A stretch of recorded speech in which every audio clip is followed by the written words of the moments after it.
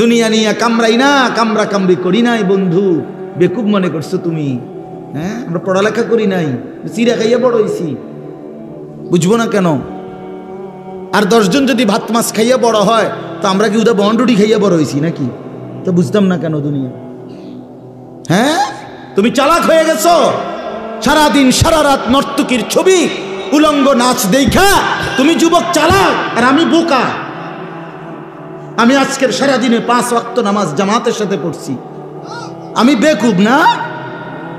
তুমি চালাক, তুমি মানুষের বাড়ি দেখা চালাক, তুমি নর্তকী দেখা চালাক, তুমি উলঙ্গ ছবি দেখা চালাক। এই ফালতু চুলের মডেল, এটা বুঝি বুদ্ধিমান? এটা বুঝি বুদ্ধিমান? কার থেকে নিছ? কার থেকে? কোনোদিন জিজ্ঞাসা করছুনি সেলুনওয়ালারে যে ভাই এটা কার চুল? পৃথিবীর কোন সভ্য, ভদ্র, মার্জিত, রুচি সম্পন্ন, বিবেকবান, আরে হুজুর বাদ দেন, কোন দার্শনিক, পণ্ডিত, গবেষক, ইতিহাসবিদ, রাজনীতিবিদ, ডাক্তার, ইঞ্জিনিয়ার, সমাজসেবক, জনদরদি, এমন কারো চুল নিয়ে গুলো? কিছু মাতাল, তার সিরা, পাগলের চুল ছাড়া আর কারো চুল নাই এগুলা বেটা। আমি চ্যালেঞ্জ করলাম বেটা, এখন দাঁড়ায় বল না এটা যে হুজুর আমার এই বিশ্রী চুল এটা কোনো বিবেকবান, কোনো ভদ্রলোকের চুল? দাঁড়াও, এখন বলো, বলো এখন যদি প্রমাণ করতে পারো, আমি তোমার সামনে 50 বার কানে ধরে বতনি লাগানো, এই মোবাইলে ভিডিও দেখা। কার মতো জিন্দিগি সাজলা? এত বড় রসুলকে বাদ দিয়া কোন পাগল ছাগলের কাছ থেকে স্টাইল নিলা? হ্যাঁ, বেউকুফ বেটা। কি পড়ালেখা করছো তুমি? এতটি বাংলা, অঙ্ক, ইংরেজি, পদার্থ, জীববিজ্ঞান পড়া নিজে অপদার্থ হইয়া রইলা। কিতা পড়ছো? এখনো নিজেরই চিনলা না, আল্লাহ চিনলা না, মুনিব চিনলা না। মিয়া কোত্থেকে আসলাম, কেন আসলাম, কি করছি, কি করা উচিত, কিছুই আমি জানি না। এটা কি পড়ালেখা করলো আর কি শিখলো? এতে পড়লো কি, শিখলো কি? এটি হ্যাঁ খরচ হলো কার পিছনে? বলেন বলেন। বন্ধুর দিকে চাইও না, সামান্যায় ভালো হইতে দেয় না। সাবধান, তোমার সামান্যটার লগে চাইলে এ পারতা না, ওই অসতে তোমারে ভালো হইতে দিবে না। হ্যাঁ হ্যাঁ, ওই তোমারে নষ্ট করে দিবে। তোমার চাইতে বড়, তোমার চাইতে দিনদার, তোমার চাইতে ভালো মানুষের দিকে তাকাও, তাইলে জীবনের কিছুটা পাথেও মিলবে। এক সামান্য হয় না, এটা জরুরি বিষয়। আমি এটা সব সময় বলি, সামান্য নষ্ট করে দেয়। আরে দোস্ত দেখ, আল্লাহকে বাদ দিতে নাই ভাই। আল্লাহ তাআলা কোরআনে বলছেন, বান্দা আমারে বাদ দিও না, কষ্ট পাইবা, কষ্ট পাইবা। আমি সব সহ্য করতে পারি, আমার জাত ও সিফাতের মধ্যে বান্দা যখন আমারে বাদ দিয়া অন্য কিছুর উপরে ভরসা করে, অন্য কিছুকে বন্ধু বানায়, আল্লাহ বলে বিশ্বাস করো বান্দা, আমি এটা সহ্য করতে পারি না। হ্যাঁ, আপনি দোকান, এই দোকানটাকে এতটা গুরুত্ব দিছে, নামাজ না না হুজুর কাস্টমারের ক্ষতি হয়ে যাবে, ব্যবসার লস এসে পড়বে। সিএনজি এটারে এতটাও মানে বুঝে ধরছে, যদি নামাজে যায় তো আমার একদিন একজনে কইছে, হুজুর আমি নামাজ ফিরে আইলে আমার সিএনজিটা, আমার সিরিয়ালটা 30টার পিছনে যাবে। বুঝছেন না হিসাবটা? ওই সিএনজির একটা কি দেয়, সিরিয়াল দেয় না, স্ট্যান্ডের মধ্যে একজনে কি দেয়, সিরিয়াল দেয়। আরই সিরিয়াল পিছিয়ে দেয় বোকা নামাজ পড়তে গেলে। তার মানে সিএনজি তোর খোদা, তোর খোদা সিএনজি, তোর খোদা অটো, তোর দোকান তোর খোদা, আপনার ফুতের বিদেশের টাকা আপনার খোদা। এই জন্য সুদে পারো, কিস্তিতে পারো, যেমনে পারো হারাম। আরে আল্লাহ বলছে সুদ হারাম, রাখো মিয়া, কিস্তি হারাম, আর থো মিয়া হুজুর মিয়া, আমার টাকা দরকার। আল্লাহর কথা বাদ দেন।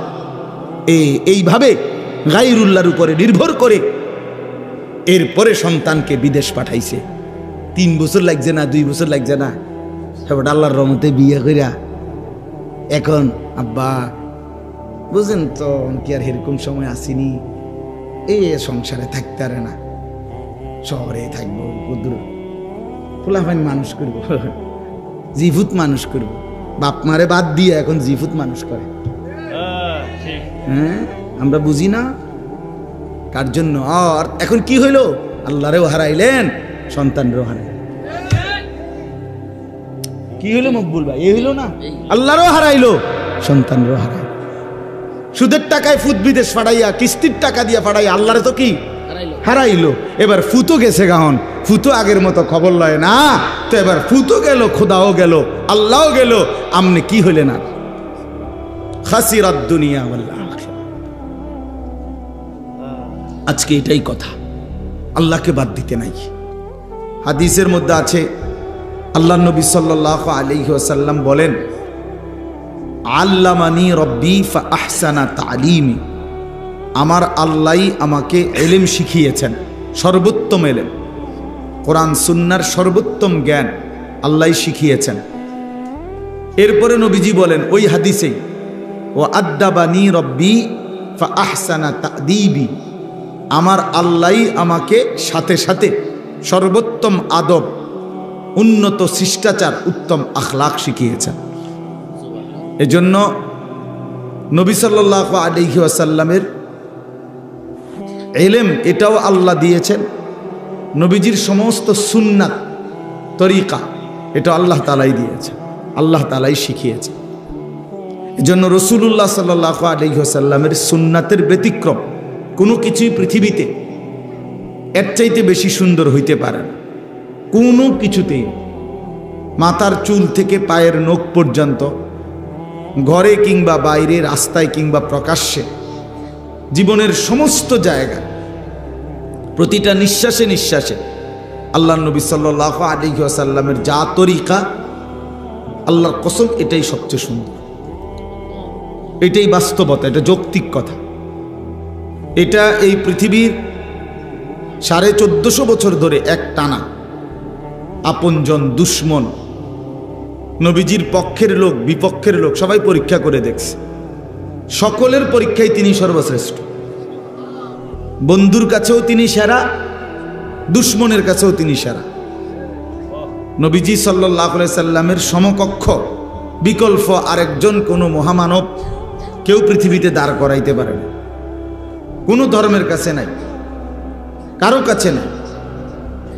নবী সাল্লাল্লাহু আলাইহি ওয়াসাল্লামের কোনো একটি নীতি রীতি এর ব্যতিক্রম অন্য কোনোটা এর চাইতে সুন্দর, এর চাইতে যুক্তিসঙ্গত, এরকম কিছু পৃথিবীতে এখন পর্যন্ত প্রমাণিত হয় না। নবীজি সাল্লাল্লাহু আলাইহি সাল্লাম যেভাবে চুল রাখছেন, যেভাবে চেহারার আকৃতি ছিল, যেভাবে ঘরে সংসারে টয়লেটে বাথরুমে খানায় ঘুমে সর্বকিছুতে তিনি যেভাবে করছেন, যেটা এটাই সবচেয়ে সুন্দর। যা সুন্নত তাই আহসান, যেটাই সুন্নত এটাই সবচেয়ে সুন্দর নবীজি সাল্লাল্লাহু আলাইহি সাল্লাম। এর ব্যতিক্রম কোনো কিছুই সুন্দর না, এর সমকক্ষ হইতে পারে না। এই জন্য আমরা যদি এটা বুঝি, তো রাসূলুল্লাহ সাল্লাল্লাহু আলাইহি ওয়াসাল্লামের সাহাবীদের মধ্যে এই আমলই ছিল। ওনারা আল্লাহর কথা, নবীজির কথা বসেই শুনতেন। কোরআনুল কারীমের মধ্যে আছে, মুসা আলাইহিস সালামকে আল্লাহ তাআলা তুর পাহাড়ে কথা বলার জন্য যখন তুর পাহাড়ের মধ্যে মুসা আলাইহিস সালাম আসছেন, তো প্রথম কথা বলার সময় আল্লাহ বলছেন ফাখলা'না আলাইক। সরাসরি কোরআনের আয়াত। আল্লাহ তাআলা বলছেন, হে মুসা, তোমার পায়ের জুতা খোলো। এরপরে বলছেন, ওয়া আনাখতারতুকা ফাসতামি' লিমা ইউহা। আমি তোমাকে নির্বাচিত করেছি, এখন তুমি আমার কথা মনোযোগ দিয়ে শোনো। তাহলে বোঝা গেল আগে জুতা খোলো, এরপরে বলছে এখন আমি আল্লাহর কথা মনোযোগ দিয়ে শোনো। সরাসরি কোরআনের। হযরত জিবরাইল আলাইহিস সালাম নবীজি সাল্লাল্লাহু আলাইহি সাল্লামের কাছে মানুষের আকৃতিতে আসছেন, আয়েশা নবীজির সামনে বসছেন আদবের সাথে। এরপরে বিভিন্ন দ্বীনি বিষয় জিজ্ঞেস করছেন। মাল ঈমান, ঈমান কি? মাল ইসলাম, ইসলাম কি? মাল ইহসান, ইহসান কি? এই যে মাওলানা মুফতি বেলায়েতুল্লাহ ভাই এতক্ষণ ইহসানের উপরে অনেক কথা বললেন। তো এগুলো জিজ্ঞেস করছেন, নবীজি উত্তর দিছেন। তো উনি চলে যাওয়ার পরে নবীজি বললেন, এই যে যিনি আসলোই মাত্র উনি মূলত জিব্রাইল। সাহাবীদেরকে বললেন, তোমরা কিভাবে দিন শিখবা, তো সেটা তোমাদেরকে জিব্রাইল হাতে কলমে দেখায় দেবে। ওই জন্য দিন শিখতে হয় বসে বসে। এই ছেলেগুলো কোনোভাবেই বাংলা কথাটা বুঝলো না, এরা এখনো দাঁড়ায় আছে। মানে এটা তো কোনো আখলাক হইতে পারে না ভাই। চলে গেলে ভালো, চলে গেলে কোনো সমস্যা নেই, সবাই বা আল্লাহর কথা শুনতে হবে, এটা কোনো জরুরি বিষয় না। কথা বুঝছেন না? একটাই এখানে যত মানুষ সবাইকে আর এখানে বসছি, তো এটা তো সবাই শুনতে হবে জরুরি না। 2-4 জন না শুনলে তেমন কিছু যায় আসে না, কিন্তু উচিত তো আদবের সাথে শুনো, আদবের সাথে শুনো। বাস্তবতা এটা। আমরা যদি আখলাক দেখাই আল্লাহ বরকত দিবে, আখলাক দেখাই, এটা জরুরি বিষয়, এটা গল্প না, কাহিনী না। এজন্য আমরা মেহেরবানি করে দেখেন, মানুষের জিন্দিগি পরিবর্তনের জন্য আল্লাহর কথা, এই মাহফিল, এই প্যান্ডেল, এই আয়োজন। আপনি এই পোস্টারটা হাতে নিয়ে দেখেন, অনেক দামি পোস্টার, এই যে অনেক উন্নত মানের কাগজে, তাহলে কি পরিমাণ খরচ করছে এই প্যান্ডেল, এই পোস্টার, এই মাইক, ওলামায়ে কেরামের দাওয়াত, সব কিছু মিলাইয়া যথেষ্ট পরিমাণ খরচ আছে কিনা এখানে। তাহলে এর মাকসাদ কি? মাকসাদ হলো আমরাও একটা মাহফিল করলাম, এই না? আরো 10 জনেও করে, আমরাও দেখাই দিলাম, বেটা হইলে আমরাও একটা করছি না। মাকসাদ এটা না, মাকসাদ জিন্দিগির পরিবর্তন। পরিবর্তন যদি আমার দিলের মধ্যে কোনো পরিবর্তনই না আসে, আমার জিন্দিগির মধ্যে যদি কোনো নড়াচড়াই না হয়, তো লাভ হলো কি ভাই? কি লাভ হইল? কোরআনুল কারীম আল্লাহ তাআলা দিয়েছেন এই পরিবর্তনের জন্য, হুদাল্লিন নাস, গোটা পৃথিবীর মানুষের হেদায়েতের জন্য। মানে মানুষের জীবনের এটা একটা দিক নির্দেশনা। আন্না হাদা সিরাতি মুস্তাকিমান, আল্লাহ বলছেন আন্না হাদা, নিশ্চয়ই এই কোরআনই হচ্ছে আমার সিরাতে মুস্তাকিম। ফাত্তাবিউহু, তোমরা সকলেই এই কোরআনকেই অনুসরণ করো। ওয়ালা তাত্তাবিউস সুবুল, আল্লাহ বলেন শোনো বান্দা, কোরআনকে বাদ দিয়ে অন্য কোনো রাস্তায় যেও না। ফাতাফাররাকা বিকুম আন সাবিলিহি, তাহলে তোমরা আমি আল্লাহর রাস্তা, জান্নাতের রাস্তা, কল্যাণের রাস্তা থেকে বিচ্ছিন্ন হয়ে যাবে। যালিকুম ওয়াসাকুম বিহি, আল্লাহ বলেন আমি কিন্তু এটা ওসিয়ত করলাম। আল্লাহ বলতেছেন যে বান্দা আমি কিন্তু এটা তোমাকে ওসিয়ত করলাম। ওসিয়ত কি বুঝেন? মানুষ মৃত্যুর পূর্বে শেষ অবস্থায় যে কথাগুলো বলে এগুলোরে কি কয়? মানে সাধারণ কথার চাইতে ওই সময়ের কথার গুরুত্ব বেশি হয় কিনা? আল্লাহ বলছেন আমি এগুলো ওসিয়ত করলাম। ওসিয়ত। এজন্য ভাই আল্লাহ তাআলা বলছে এই কোরআন তোমার সরল সঠিক রাস্তার জন্য, একটা হেদায়েতের কিতাব। জীবনের যদি একটা দিক নির্দেশনা কারো মিলে যায়, তার জিন্দিগিটা সুন্দর হয়। যেমন আমরা সহজে বুঝাই, এখনকার সময়ে কেউ যদি কোনো জায়গায় যাইতে হয় তো বলে যে মোবাইলের মধ্যে লোকেশন দেন, লোকেশন দিলে তাইলে এটা সামনে রাখলে এবার অটোমেটিক এটাই ডান বাম বলে দেয়, একদম নির্ধারিত জায়গায় গন্তব্যে পৌঁছে যায়। তাইলে একটা লোকেশন যদি পেয়ে যায় কেউ, তাহলে গন্তব্যে পৌঁছতে সহজ হয়। একজন রাহাবার যদি আমরা মাহফিলে যাই তো বিভিন্ন জায়গায় বলে দেই যে ভাই অমুক জায়গায় বড় রাস্তার মুখে একজন লোক রাখেন, একটা মোটরসাইকেল দিয়ে রাখেন, নয়তো আমার গাড়িতে একজন দিয়ে দিয়েন। তাইলে উনি বসলো, এবার উনি ডান বাম বলল, এবার গাড়ি চালাইয়া গন্তব্যে পৌঁছতে সহজ কিনা? সহজ। এই জন্য কেউ যদি পথ প্রদর্শক পায়, লোকেশন পায়, দিক নির্দেশনা পায়, তার জিন্দিগি চলতে সহজ হয়, সহজ হয়। এমনি যে চলে যায় আমার বুদ্ধিতে যেটা ধরে, আমার মাথার যখন যেটা ভাল লাগে, বিশ্বাস করেন ওই মানুষের জিন্দিগি সুন্দর হয়। যুবক ভাই তোমাদেরকেও বল, যে মানুষ নিজের ইচ্ছা মতো চলে, আল্লাহর কসম তার জীবনের কোনো নিয়ন্ত্রণ হয় না। কোনো দিনও সে সুন্দর কোনো জীবনের একটা সৌন্দর্য টার্গেট পূরণ করতে পারে না। মনের ইচ্ছা মতো যে চলে, আমার মনে যা চায়, না না এটা কোনো জীবন না। যার সামনে একজন পথ প্রদর্শক আছে, যার সামনে একটা দিক নির্দেশক গ্রন্থ আছে, একজন রাহবার আছে, তার জিন্দেগি নিরাপদ, তার জীবন নিরাপদ। এজন্য কোরআনুল কারীমে আল্লাহ তাআলা আমাদেরকে দোয়া শিখাইছেন বারবার, ইহদিনাস সিরাতাল মুস্তাকিম সিরাতাল্লাযীনা আনআমতা আলাইহিম। অর্থ হলো, আল্লাহ আমি আপনার কাছে সিরাতে মুস্তাকিম, সরল সঠিক রাস্তার হেদায়েত চাই। আল্লাহ আমারে দেন সরল সঠিক রাস্তা বাতলে দেন। এখন আল্লাহ পাকের কাছে আল্লাহ আমরা আবার এটাও বলে দিলাম, আল্লাহই শিখাইছেন। এখন আমি আল্লাহর কাছে সরল সঠিক রাস্তা চাই, মানে কি? মানে এখান থেকে জান্নাত, আমার এই লোকেশনটা বলে দেন, বুঝেন নাই কথাটা? আমি আল্লাহ জান্নাতে যেতে চাই। এখন এই যে আমার বাড়ি এখানে দাফুন্না, এখান থেকে জান্নাত, আমার এই লোকেশনটা দিয়ে দেন, এইটা আমি চাইলাম আল্লাহর কাছে। এবার আপনি যদি আমার এটা দিয়ে দেন, তাইলে আমার জন্য এটা দেখে দেখে মেনে মেনে আমার জান্নাত পর্যন্ত পৌঁছা সহজ। সহজ কি না বলেন?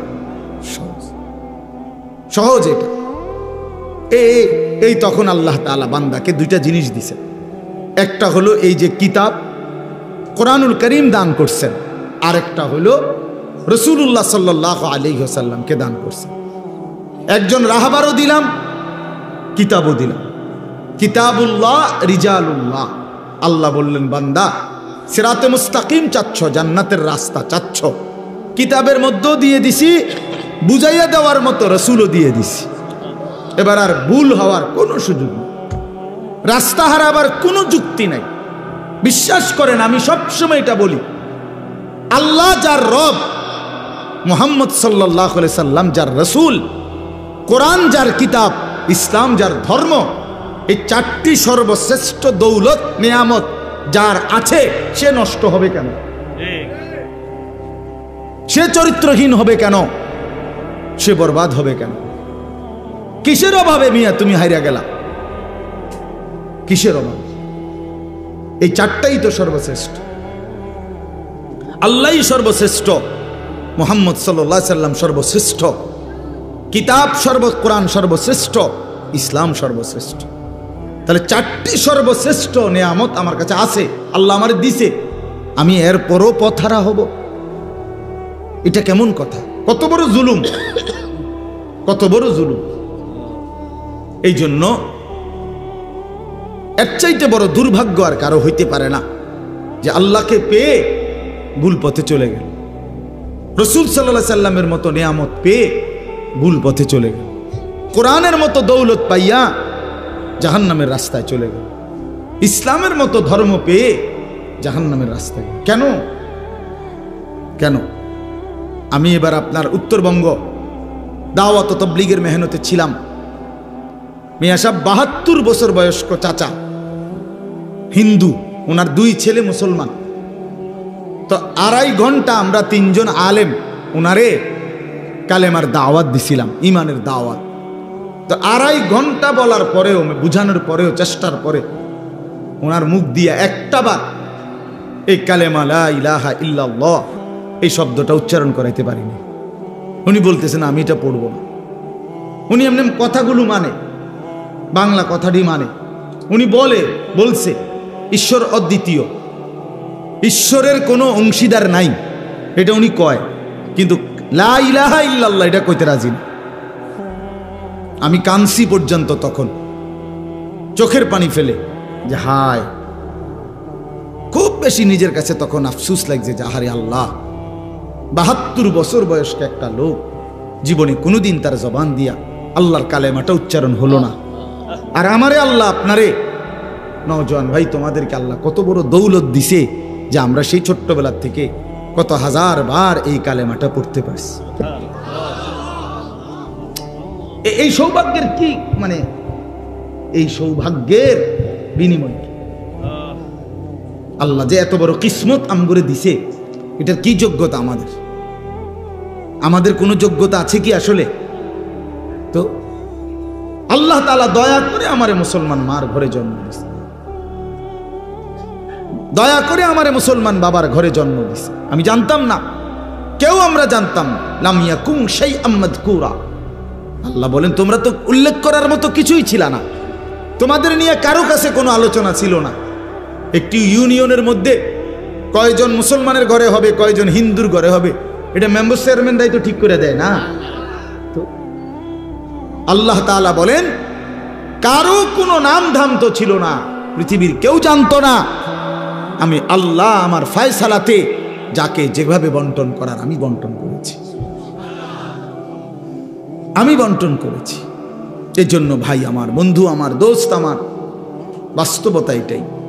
আল্লাহকে পেয়ে পথ হারাইলে দুর্ভাগ্য, মুহাম্মদ সাল্লাল্লাহু আলাইহি সাল্লামের মতো রাসূল পেয়ে পথ হারাইলে দুর্ভাগ্য, কোরআনের মতো কিতাব পেয়ে পথ হারাইয়ে গেলে দুর্ভাগ্য, ইসলামের মতো দৌলত পেয়ে কেন আমরা নষ্ট হব, কেন আমরা বিপথে চলে যাব? এই চারটি নিয়ামত যার কাছে আছে সে কেন কাফেরের অনুসরণ করবে? সে কেন ইহুদি, হিন্দু, বৌদ্ধ, খ্রিস্টান, নাস্তিক, মুরতাদ, দুশ্মনের অনুসরণ কেন করবে? আমার কিসের অভাব পড়ছিল? আল্লাহ তাআলা আমাদেরকে বুঝার তৌফিক দান করেন, আল্লাহ তাআলা আমাদের প্রত্যেককে বুঝ দান করেন। এজন্য ভাই আমার বলার উদ্দেশ্য ছিল এই কথাটাই, যে এই মাহফিলগুলো আমরা আসতেও কষ্ট হয়, ইন্তজামও আলাদেরও কষ্ট হয়, আপনাদের বসে থাকতেও কষ্ট হয়, এটা বাস্তবতা। এই ঘাড় আছে না, এরকম তাকাইয়া থাকলে 1 ঘন্টা ঘাড়ে ব্যথা করে। আমিও তো অনেকের বড় বড় আলেমদের বয়ান শুনি, তখন তো আমারও বুঝি যে এরকম যে একটানা তাকায় থাকলে কষ্ট আছে, ঘাড়ের মধ্যে কি লাগে, কষ্ট লাগে, ব্যথা লাগে। তাহলে এই কষ্ট করে যদি আমি শুনলাম আল্লাহর কথা, আয়োজন করলাম, আসলাম আমরা, বিনিময়ে আমাদের কোনো পরিবর্তন হলো না, তো কি হলো ভাই? হলোটা কি? তুমি যুবক তোমার মতোই রয়ে গেলা বছরের পর বছর, তো আল্লাহর কোরআন তোমার উপরে কি প্রভাব ফেললো? এই ওয়াজ, এই নসিহত তোমার মধ্যে কোনো পরিবর্তন আনলো না। কলিজা এত পাথর হয়ে গেল, দিল এত শক্ত হয়ে গেল ভাই এই অল্প বয়সে। তোমরা ছেলেরা আগে চিন্তা করো আমার এই কথাটা, মাত্র 18 বছর বয়সে তোমার কলিজা এত বড় শক্ত হয়ে গেছে যে একটা সেজদা দিতে মন চায় না। তুমি নাফরমানের বয়স যখন 60 বছর হবে, তো তোর কলিজা কেমন পাথর হবে? হায় নাফরমান, ভেবে দেখো, এত অল্প বয়সে তুমি যদি এত বড় জালেম হয়ে যাও, এত অল্প বয়সে যদি তুমি এত বড় আল্লাহর দুশমন হও, তো আগামী 30 বছর পরে তুমি কই যাইবা? চিন্তা করেন, ইনসাফের সাথে ভাবেন। এত অল্প বয়সে সে এমন গাদ্দার, 14 বছর বয়স, মাত্র 12 বছর বয়স, কিন্তু একটা নামাজ, একটা ওয়াক্ত নামাজ পড়ে না। আরে মুসলমানের বাচ্চা এত বড় অসভ্য কেমনে হলো? মুসলমানের বাচ্চা এত বড় নিকৃষ্ট কেমনে হইল বলেন? আপনি বলেন না, ভাবেন, বয়স কত মাত্র, এই কদ্দুর বয়সে এত বড় গাদ্দার হয়, আল্লাহর সাথে এত বড় বিদ্রোহ। আল্লাহ তাআলা কোরআনুল কারীমের মধ্যে বলছে, বান্দা আমার লগে লড়াই করে এত পারতা না। বান্দা পারবেন আসলে? আল্লাহর সাথে লড়াই করে, যুদ্ধ করে আমরা পারবো আসলে? তো আল্লাহর হুকুম অমান্য করে কার সাথে লড়াই করছেন? কার বিরোধিতা করছেন ভাই আমার? ছেলেরা বলো ভাইয়া। বেলায়েত ভাই বলছেন নামাজের কথা, কেন নামাজ পড়তে মন চাবে না? আমি মুসলমান না? নবী সাল্লাল্লাহু আলাইহি সাল্লামের 23 বছরের এই মেহনত আমাদের জন্য, তো সেটা যদি আমরাই প্রত্যাখ্যান করি তো গ্রহণ করবে কে? বলেন না। নবীজি সাল্লাল্লাহু আলাইহি সাল্লামের চুল, দাড়ি, লেবাস, পোশাক, হাঁটা চলা, খানা পিনা, আহার নিদ্রা, পেশাব পায়খানার সুন্নাত, এগুলো যদি আমাদের পছন্দই না হয়, তো এই নবীজির 23 বছরের মেহনত কার জন্য? কাফেরের জন্য না, হিন্দু বুদ্ধের জন্য। তো তাহলে বলে, একটা ছেলে বলো ভাই, তুমি একটা বারো নবীজি সাল্লাল্লাহু আলাইহি সাল্লামের মতো কোনো কিছুই অনুসরণ করলা না, তো তুমি মুসলমান পরিচয় দেওয়ার পরে তোমার কাছেই ভাল লাগে না ইসলাম, কোরআন, তো ইসলাম কার জন্য? তবে কার জন্য? আল্লাহ তাআলা, খোদার কসম, আল্লাহ জিজ্ঞেস করবে হাসরের ময়দানে, এমনি ছেড়ে দিবে না। আয়াহসাবুল ইনসানু আন ইউতরাকা সুদান। রব্বুল আলামিন বলেন, মানুষ তুমি কি ভেবেছো আমি তোমাকে এমনে এমনে ছেড়ে দেব? না বান্দা, এমনে এমনে ছেড়ে দেব না। আল্লাহ তাআলা বলেন, আহসাহুল্লাহু ওয়া নাসুহ। বান্দা মনে রেখো, আমি তোমার জিন্দেগির প্রতি ঘন্টা, মিনিট, সেকেন্ড গুনে গুনে রেখেছি, যদিও তুমি ভুলে গেছো, তোমার যদিও মনে নাই, কিন্তু আমি রব্বুল আলামিন গুনে গুনে রেখেছি বান্দা, একটা সেকেন্ডও আড়ালে নাই। ওয়াকাফা বিনা হাসিবিন। আল্লাহ বলে, বান্দা তোমার হিসাব রাখার জন্য আমি আল্লাহ একাই যথেষ্ট। ওয়াকাফা বিদুনুবি ইবাদিহি খবীরাম বাসীরা। আল্লাহ বলে, বান্দা তোমার প্রত্যেকটি গুনার খবর রাখবার জন্যে, দেখবার জন্যে আমি আল্লাহ একাই যথেষ্ট। তুমি আমার আড়াল হইতে পারবা না। আলাম ইয়ালাম বিআন্নাল্লাহা ইয়ারা। আল্লাহ বলে, বান্দা তুমি কি জানো, আমি কিন্তু সারাক্ষণ তোমাকে দেখি। কতক্ষণ? রাত গভীরে দেখে কিনা? দিনের আলোতে দেখে কিনা? অমাবস্যার অন্ধকারে আল্লাহ দেখে কিনা? দেখে। আল্লাহ বলে, তুমি আমার আড়াল হইতে পারবা না, আড়াল হইতে পারবা না। এজন্য ভাইয়া হিসাব দিতেই হবে। দুনিয়ার আল্লাহ তাআলার দুনিয়ার আচরণ একরকম, আখিরাতের আচরণ ভিন্ন রকম। আল্লাহ তাআলা বলছে, বান্দা দুনিয়াতে আমি রহমান রহিমের আচরণ করি, কিন্তু আখিরাতে হাসরের ময়দানে আমি জব্বার কাহ্হারের আচরণ করি। সেদিন আমি হব প্রবল প্রতাপান্বিত, প্রচন্ড রাগান্বিত। সেদিন আমি আল্লাহ তাআলা এক জাররা ছেড়ে দেব না, এক বিন্দু, এক বিন্দু না, এক বিন্দু। লা ইউগাদিরু সগীরাতান ওয়ালা কাবীরাতান ইল্লা আহসাহা। কোরআনে আল্লাহ বলছে, প্রত্যেকটি বান্দা নিজের আমলনামা হাতে নিয়ে দেখবে, আর পৃষ্ঠা উল্টাইয়া দেখবে, একটি ছোট বড় কোনো কিছুই মালা, আরে ফেরেশতারা ডান কাদের বাম কাদের লিখা ব্যতীত বাকি রাখে নাই, সব লিখছে। সব চা দোকানের কথা, মুদি দোকানের কথা, রাস্তার কথা, হাঁটতে হাঁটতে কথা, রাত গভীরের কথা, একাকী কথা, দুষ্টামি কথা, ফাইজদামি কথা, মস্কারি কথা, দরকারি কথা, সব লিখছে। সব সব সব সব সব।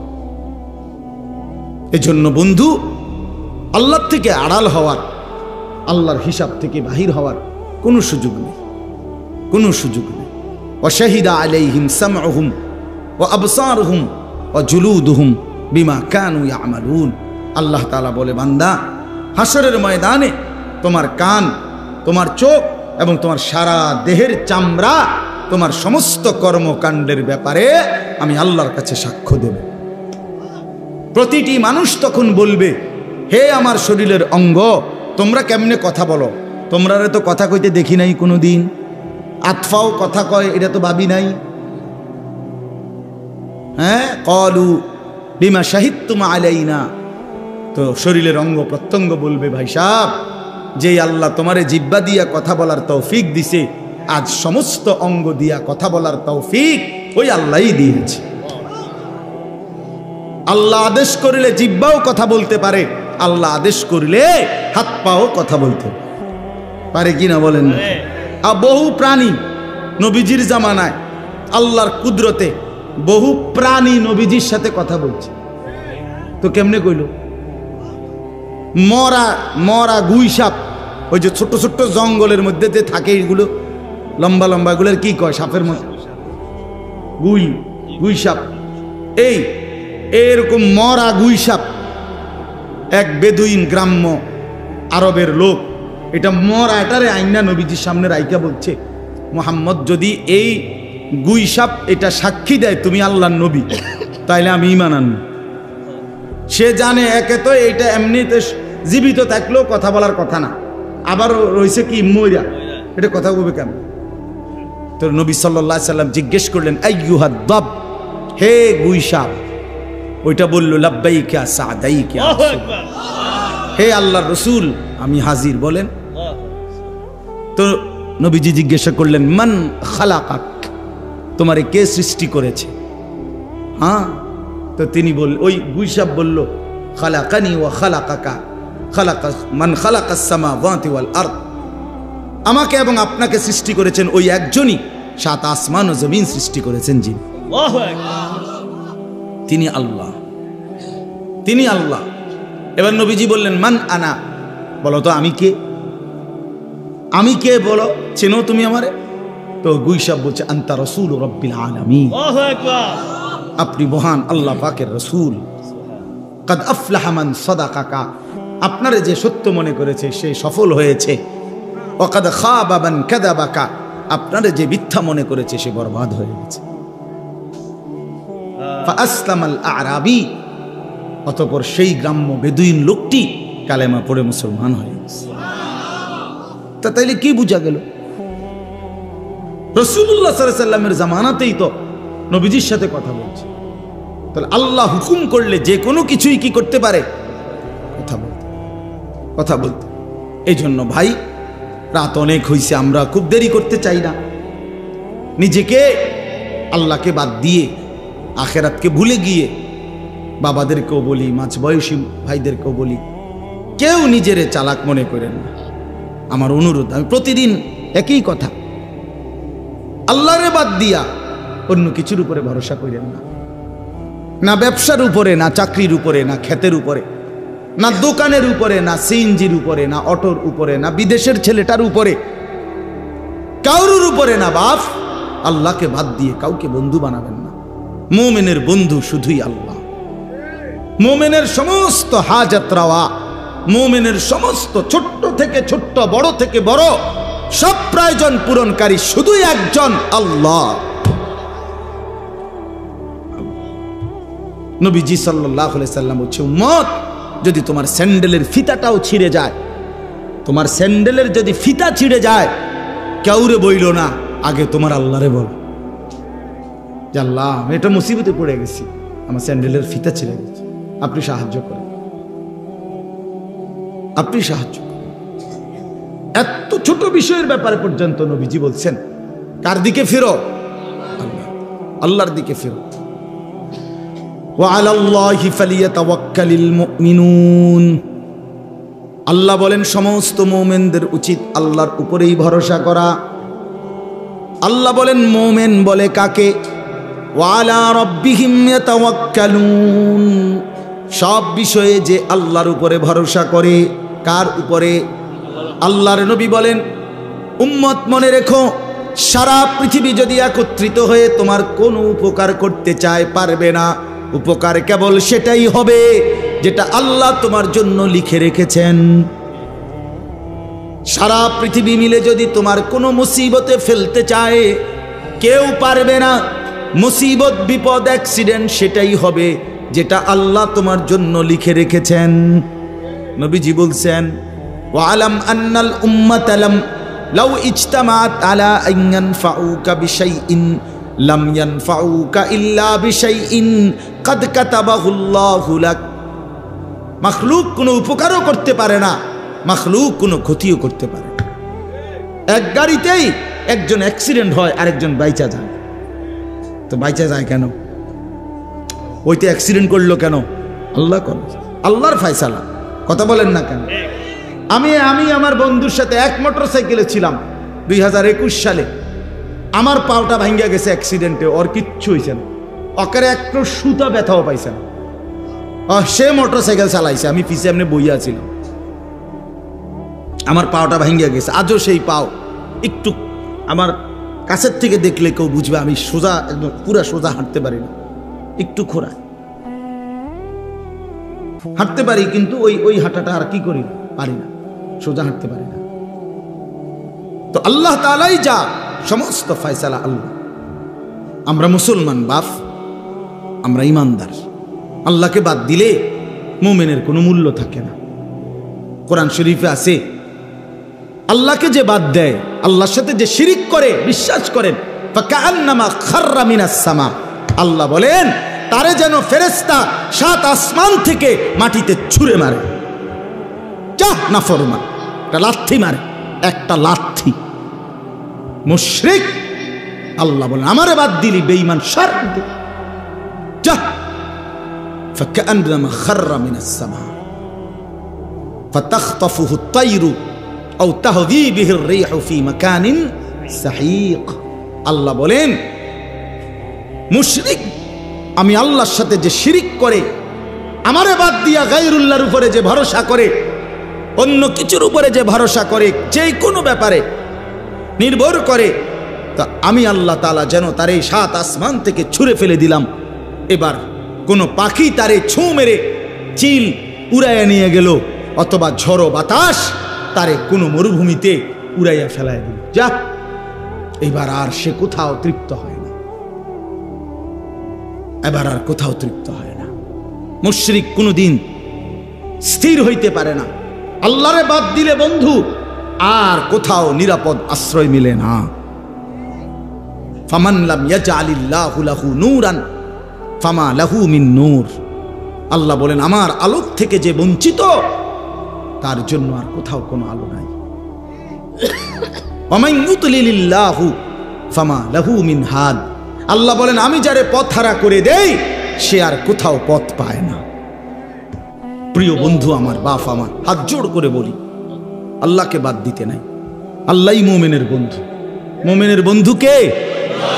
আল্লাহ। সব সইতে পারে, আমলের কমতি আল্লাহ তাআলা মাফ করে দিতে পারে, কিন্তু আল্লাহর জাতের মধ্যে, আল্লাহর উপরে নির্ভরতার ক্ষেত্রে আল্লাহ বলেন আমারে বাদ দিলে আমি আর সহ্য করতে পারি না। আল্লাহ বলেন বান্দা আমি সব মানতে পারি, কিন্তু আমি শিরিক মানি না, আমারে বাদ দিলে আমি মানি না। অন্য কাউরে বন্ধু বানাইবা না, অন্য কিছুর উপরে ভরসা করো না। ভরসা করতে হবে কার উপরে? বন্ধু বানাবেন কাকে? একটা সুন্দর ঘটনা শুনেন, আমরা শুনছি বড় আলেমদের মুখে। ওই বড় পীর আব্দুল কাদের জিলানী রহমতুল্লাহর নাম শুনছেন না? সবাই জানেন তো। ওনার কাছে একদিন এক মহিলা আসছে পর্দার আড়ালে, আয়সা বলতেছে হুজুর আমার একটা ছোট্ট কথা আছে। তো বলতেছে কি বলো? তো ওই মহিলা পর্দার আড়াল থেকে বলতেছে হুজুর বিশ্বাস করেন আল্লাহ তাআলা আমাকে অনেক বেশি রূপ সৌন্দর্য দান করছে, আমি অনেক সুন্দরী নারী, আমারে আল্লাহ যথেষ্ট পরিমাণ রূপ যৌবন সৌন্দর্য দান করছে। শরীয়তের অনুমতি নাই, এই জন্য আপনারে দেখাইলাম না, কিন্তু মুখে বললাম। কিন্তু হুজুর আমি আসছি একটা তদবিরের জন্য। কি তদবির? আমার স্বামী আমার এত যথেষ্ট রূপ সৌন্দর্য থাকার পরেও আমার স্বামী আমারে বাদ দিয়া অন্য মহিলার দিকে নজর দেয়, সম্পর্ক পরকিয়া, আমি এটা সহ্য করতে পারি না, আপনি আমারে কোনো তদবির থাকলে দেন। এই বড় পীর আব্দুল কাদের জিলানী রাহমাতুল্লাহ একটা চিৎকার দিয়া বেহুশ হয়ে গেছে। হুঁশ আসার পরে ওনার খাদেমরা জিজ্ঞেস করছে হযরত মহিলা একটা তদবির চাইলো, এন আমনের কি হইলো যে আপনি চিৎকার দিয়ে উঠলেন, আপনি কেন বেহুশ হয়ে গেলেন? তখন তিনি বলেন বাবা শোনো, এই মহিলার এই কথা আমারে বহুত বড় এক সবক দিল। এই মহিলার কথার থেকে আমি বুঝলাম, হ্যাঁ এক সাধারণ মহিলা তার স্বামীর মধ্যে আরেকজন শরীক সহ্য করতে পারে না, আমার আল্লাহ এত বড় কায়নাত দিয়ে তার সাথে কেউ শরীক করলে তিনি কেমনে সহ্য করবে? বুঝেন নাই কথাটা? এত কিছু দিয়া আল্লাহ আমারে পাইলা, যদি আমি সেই আল্লাহর সাথে শরীক করি আল্লাহ কেমনে সহ্য করবে? আমি এই বেডির কথার থেকে এটা বুঝছি। হ্যাঁ, কারে বাদ দিলেন ভাই? সারাদিনে আল্লাহর নামটা মুখ দিয়ে বাইর হয় না, কত বড় নিকৃষ্ট মুসলমান। সারাটা দিনে 24টা ঘন্টার মধ্যে আল্লাহকে একটা সেজদা দিতে মন চায় না, কত বড় গাদ্দার এটা, কত বড় নিকৃষ্ট এটা, কত বড় অসভ্য, কি আশ্চর্য এটা! এভাবে আল্লাহকে মানুষ বাদ দিয়ে ফেলে এক মুসলমান হইয়া, এক মুমিন হয়ে। এই জন্য এবার মজার কথা হলো, আমি আয়াতের তর্জমা বলবো, আগে শুধু বাংলা এমনি বুঝাই। আল্লাহ তাআলা বলছে বান্দা শোনো, আমারে বাদ দিয়া যে যাকে বন্ধু বানাইলা সে যেন মাকড়সার মতো। কিসের মতো? আল্লাহকে বাদ দিয়ে অন্য কিছুর উপরে যে ভরসা করে, বন্ধু বানায়, প্রিয় বানায়, সে যেন একটা মাকড়সা। ওই লোকটা যেন একটা মাকড়সা। কেমন মাকড়সা? যে মাকড়সা একটা বড় যত্ন করে ঘর বানাইলো। মাকড়সার ঘর দেখছেন? কথা বলছেন না? বলেন না। মাকড়সা চিনেন? ওই যে হাতির মতো ছোট্ট, এই মাকড়সার জাল মানে মাকড়সার ঘর খুব সুন্দর করে সে বানাইলো। তো আল্লাহ তাআলা বলেন, এবার তোমরাই বলো এই পৃথিবীর মধ্যে যত ঘর আছে তার মধ্যে সবচেয়ে দুর্বল ঘর মাকড়সার ঘর। নাকি এর চাইতে দুর্বল কোনো ঘর হয় চাচা? না, মাকড়সার ঘর। এটা যদি একটু বাতাস আসে সিরা বিরা পড়ে যাবে। একটা 6 মাসের বাচ্চাও যদি তার হাত আলগি দেয় পড়ে যাবে। এত দুর্বল ঘর। আল্লাহ তাআলা বলেন ঠিক এরকম ভাবে আমি আল্লাহকে বাদ দিয়ে যে বা যারা অন্য কিছুকে বন্ধু বানায়, অন্য কিছুর উপরে ভরসা করে, তারা যেন মাকড়সার মতো যে একটা ঘর বানাইলো আমারে বাদ দিয়া অন্য কিছুর উপরে। আর মনে রেখো, সামান্য ঝড়ে সবচেয়ে দুর্বল ঘর মাকড়সার ঘর। আমি আল্লাহরে বাদ দিয়েও সে যাকে ধরলো, এইটাও তার জন্য ঠিক এরকম ক্ষণিকের মধ্যেই, অচিরেই, অল্প সময়ের ব্যবধানে এটা হারিয়ে যাবে। ওই নেতা নাক থাকবে না, ওই ঘর থাকবে না, আপনারে রাইখাই, আরে মিয়া আপনার দোকানের জাকাত রাইখাই ওরা আপনারে কবরে পাঠাই দিবে। আপনার ঘরের মধ্যে রাইখাই আপনারে কবরে পাঠাই দিবে। আপনার সন্তানরা, পরিবারের বাচ্চারা, স্ত্রী সন্তানরা তারা মাটির উপরে ধাইকা আপনারে মাটির নিচে দাফন করে দিবে। আপনি যাদের জন্য আল্লাহকে ছেড়ে দিছিলেন, যে সংসারে হাসি ফুটানোর জন্য, বউ বাচ্চার সংসার করার জন্য আপনি এক ওয়াক্ত নামাজ পড়তে পারেন নাই, আল্লাহকে ডাকতে পারেন নাই, আল্লাহরে ভুলে গেছেন বহু আগে। আল্লাহ তাআলা বলেন তুমি একটা মাকড়সার ঘর বানাইছো। তুমি মনে রাখো বান্দা, মাকড়সার ঘর টিকে না। ঠিক আমারে বাদ দিয়া যে যাকে ধরছো সেটাও টিকবে না। আমারে বাদ দিয়া কোনো নেতা, আমারে বাদ দিয়া কোনো কর্মী, আমারে বাদ দিয়া কোনো দল, আমারে বাদ দিয়া কোনো পার্টি, যার উপরে ভরসা করবা সেটা টিকবে না, সেটা থাকবে না।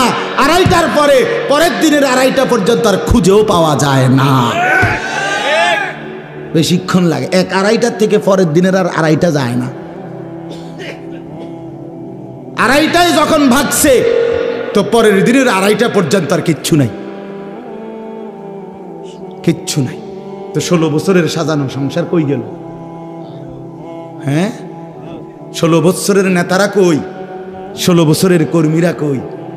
16 বছরের দাপট কই? 16 বছরের অহংকার কই? 16 বছরের বড়াই কই বাবা? মাতালুল্লাযীনা ইত্তাখাযু মিন দুনিল্লাহ। এই তরজমা শুনেন। আল্লাহ বলেন আমি উদাহরণ দিচ্ছি বান্দা, আমি আল্লাহকে বাদ দিয়ে অন্য যা কিছুকে বন্ধু বানায় যারা, কামাসালিল আনকাবুত, তারা যেন মাকড়সার মতো। কিসের মতো? ইত্তাখাযাত বাইতান, যে একটা ঘর বানিয়েছে মাকড়সা যেমন একটা ঘর বানায়, তুমি মাকড়সাও একটা ঘর বানিয়েছ। ইন্না আওহানাল বুয়ুতি লাবাইতুল আনকাবুত।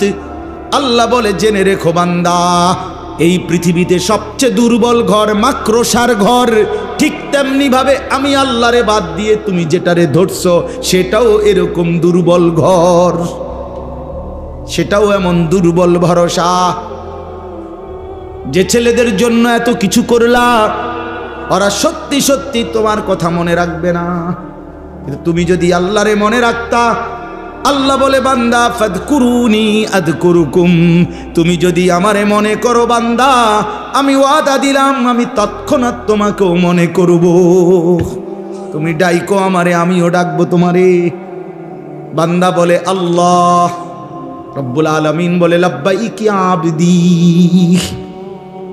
বলো বান্দা আমি হাজির। বান্দা আবার বলে আল্লাহ, বান্দা বারবার বলে সুবহানাল্লাহ সুবহানাল্লাহ আলহামদুলিল্লাহ। আল্লাহ প্রতিবারই বলে লাব্বাইক ইয়া আবদি। বান্দা বলো না আমি হাজির, আমি হাজির, বলো কি চাচ্ছ? বান্দা কিছুই বলে না, শুধু আল্লাহরে ডাকে, আল্লাহরে ডাকে, আল্লাহরে ডাকে, আল্লাহরে ডাকে। জিকির করতে করতে মজা পায়। একটা সময় আল্লাহ বলেন, হাদিসে কুদসির মধ্যে আছে, আল্লাহ বলে বুঝছি বান্দা তুমি আমারে ডাইকা বড় মজা পাইছো, ঠিক আছে বান্দা তুমি আমারে ডাকতে থাকো, আমি আল্লাহ তোমার প্রয়োজন পূরণ করতে থাকি। আমি তো সবই জানি, তোমার বউটা যে অসুস্থ আমি তো জানি, ছেলেটা যে বিদেশে অসুবিধা আছে আমি তো জানি, তোমার দোকানে বেচা কেনা কমে গেছে আমি তো জানি, তুমি এই এই রোগ শোকে ভুগছো আমি তো জানি। জানে না? জানে না? তো আল্লাহ বলে তুমি আমারে ডাকতে থাকো, আমি তো তোমার কি কি অসুবিধা আমি তো জানি বান্দা, আমি সেগুলো পূরণ করতে থাকি। কেন আমারে বাদ দিবা? যুবক এত অল্প বয়সে আল্লাহকে কেন বাদ দিবা? কি সমস্যা? তুমি তো সুস্থ সবল, তোমার শরীর দিমাগ সবই তো ঠিক আছে বন্ধু। বৃদ্ধ বয় আমার আম্মা, আমার মা 70-এর মতো বয়স, আহা মা আমার এখনো জীবিত আছে ভাইয়া, আমি বহু আজে বলছিও। আমার আম্মা আজীবন, আমরা 5 ভাই 3 বোন, 8 জন ভাই বোনকে মা নিজে তাহাজ্জুদ পইরা ফজরের আগে মারে দেখছি সারাটা জীবন। মা এই স্কুলের মাদ্রাসার যে ঘন্টা ফেটে, ওই যে কাঁসার একটা গোল একটা আছে না, দিয়ে ঘন্টা ফেটে, এইটা দিয়া ফজরের আগে মা আমাদের ভাই বোন সবার রুমের সামনে গিয়া গিয়া এইটা দিয়ে এমনি এমনি টুং টুং টুং টুং করে ঘন্টা ফিরতো, আরাম করে ফজরের নামাজের জন্য উঠাইতো। যে মা আমার নিজে 5 ওয়াক্ত নামাজ পড়তো, আমগরে নামাজ পড়াইতো, যে মা আমার 5টা ছেলেকে আলেম বানাইবার জন্য চেষ্টা করছে, এই মা এই বয়সে আইসা মা আমার, বিশ্বাস করেন আমার আম্মা এখন এমন অসুস্থ যে মার হাতে একটা ট্যাবলেট দিলে, বিশ্বাস করেন একটা ঘন্টাও যদি মার হাতে এটা রাখি, মারে 1000 বার 1,00,000 বারও যদি বলি মা এটা ওষুধ ওষুধ, মা এটা আপনি খান, আল্লাহর কসম মা এটা বোঝে না, মা বোঝে না বন্ধু। আমি সেই মার সন্তান, যে মারে আমি দেখছি মা আমার কত মেহনত করছে। ওযু করতে বসাইলে মা বোঝে না, নামাজের রাকাত মা চিনে না। হ্যাঁ, ওহ কি আয়াত! ওই যে ওয়ামিনকুম মান ইউরাদ্দু ইলা আরদালিল উমর লিকাই লা ইয়ালামা মিন বাদি ইলমিন শাইআ। আল্লাহ বলেন আমি কাউকে কাউকে এতটা বৃদ্ধ অবস্থায় পৌঁছাই যে তখন আর পিছনে যা যা জানতো কিছুই আর জানে না। সূরা হজ্জের আয়াত না? লিকাই লা ইয়ালামা মিন বাদি ইলমিন শাইআ। আমি আল্লাহ বৃদ্ধ বয়সে একটা সময় সব কিছু পিছনের ভুলাইয়া দেই। মা আমার জগতের আর কিছুই বোঝে না। তো তুমি তো এমন বৃদ্ধ হও নাই, তুমি তো যুবক, শরীর স্বাস্থ্য সামর্থ্যবান, তুমি কেন সেজদা করো না? তুমি তো পাগলও না ছাগলও না, তুমি তো মাতালও না, তুমি তো বৃদ্ধ না অক্ষম না, তুমি তো প্যারালাইজড না পঙ্গু না, তুমি তো অচল না অসহায় না, কেন তুমি সেজদা করো না? কোরআনুল কারীমের মধ্যে আছে, আল্লাহ বলেন হাসরের ময়দানে প্রত্যেক নাফরমানকে আল্লাহর পক্ষ থেকে বলা হবে, ফেরেশতারা বলবে আয়ুদাউনা ইলাস সুজুদ। বন্ধু এই শেষ কথাগুলো মনে রাখো। আল্লাহর ফেরেশতা বলবে নাফরমান এতগুলো মোট সেজদা তোর ছুটে গেছে, আজ হাসরের ময়দানে দে সেজদা দে। ফালা ইয়াস্তাতিউন, লক্ষ কোটি বার চেষ্টা করে নাফরমান একটি সেজদাও দিতে পারবে না। কোরআনে আছে, আল্লাহ বলেন জাহান্নামের ফেরেশতারা জাহান্নামীকে জিজ্ঞেস করবে মা সালাকাকুম ফি সাকার, ওই নাফরমান কি কারণে জাহান্নামে আসলি? আল্লাহর কসম বন্ধু, জাহান্নামী উত্তর দিবে, প্রথম উত্তর ক্বালু লাম নাকু মিনাল মুসাল্লিন, আমি নামাজি ছিলাম না। আল্লাহ কোরআনে বলছেন কাল্লা ইদা বালাগাতিত তারাকি, আল্লাহ বলেন নাফরমানের মৃত্যু যন্ত্রণা হবে বড় কঠিন। কণ্ঠনালী পর্যন্ত রূহটাকে কলিজার থেকে আজরাইল একটা টান দিয়া ছিঁড়ে ফেলবে, ছিঁড়লেই রূহটা কণ্ঠনালীর কাছে আসবে। এবার কণ্ঠনালী দিয়ে আর রূহটা বাহির হতে চাইবে না।